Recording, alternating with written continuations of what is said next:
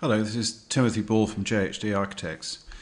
After one of our houses was featured in the Channel 4 programme House Party a few months ago, I made a short post about that, but it seemed to me that it was worth a bit more exploration, because whilst our core clientele are perhaps beyond the age of hosting Channel 4 style house parties, one of the joys of a lovely home is sharing it with family and friends. So whether you're looking to build your family home or invest in a holiday home, you want to make sure that you have the perfect space for a party. For some, that means an intimate dinner with friends. To others, it's a packed house party.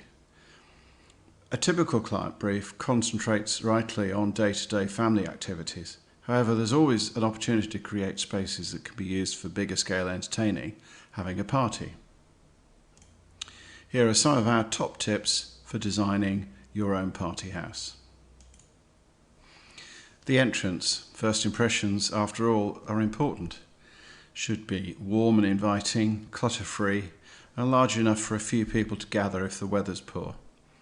Think about easy access for shoe storage as well as an area near the entry where guests can independently leave their coats and pick them up when they want to go home. Traffic flow.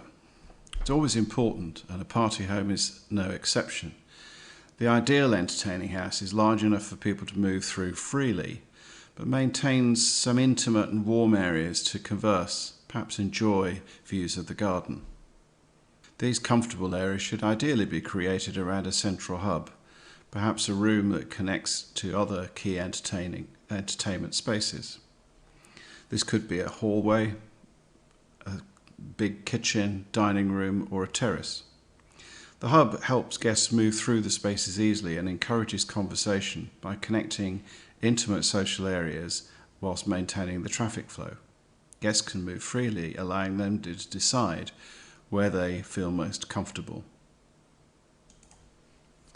So why does everybody end up in the kitchen at parties?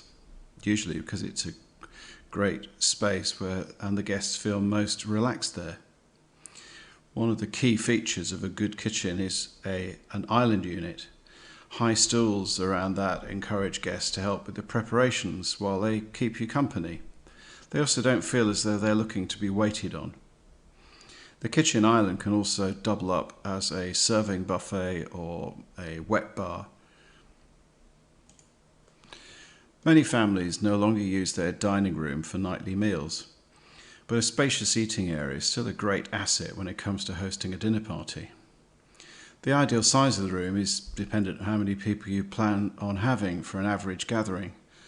But remember that you'll be hosting holiday meals such as Easter, Christmas, and of course birthdays throughout the year. So it's not a bad idea to err on the side of caution and anticipate a slightly larger number than you might normally expect. At the same time, a dining room shouldn't be so large that it becomes uncomfortably spacious for smaller groups. The next key area to think about is the sitting room.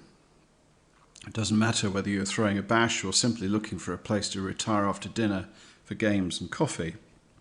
A large sitting room makes all the difference. Expansive interiors can start with a sizable sitting room and feature open connections to the kitchen, dining areas, and the external spaces. Hosting a party becomes much easier because interconnecting spaces make the house feel twice as big as it really is. Good sized doors to the garden and out onto terracing means you can take your party outdoors on those lovely summer days. Having a sizable garden is a good start, but it's also nice to have extended terracing and covered areas in case it rains.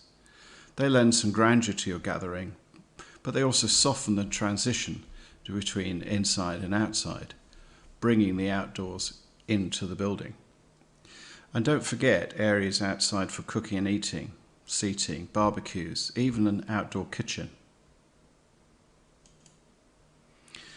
At the end of a long night, it's nice for guests to have their own room waiting for them, so extra bedrooms can be really useful. But instead of having rooms that are by and large unused, except for the occasional party, think about flexible spaces that can be easily converted into sleeping areas, such as studies, games rooms, exercise rooms.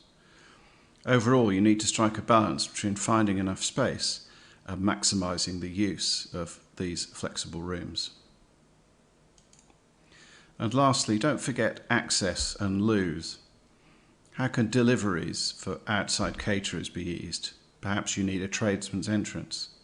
And think about how bathrooms can be pressed into service for overflow loo facilities when there's lots of people in your house. Well, thanks for watching this short video. If you would like to talk to us about your own house project, your own party house, please get in touch. We'll be only too pleased to have a chat. Thanks for watching.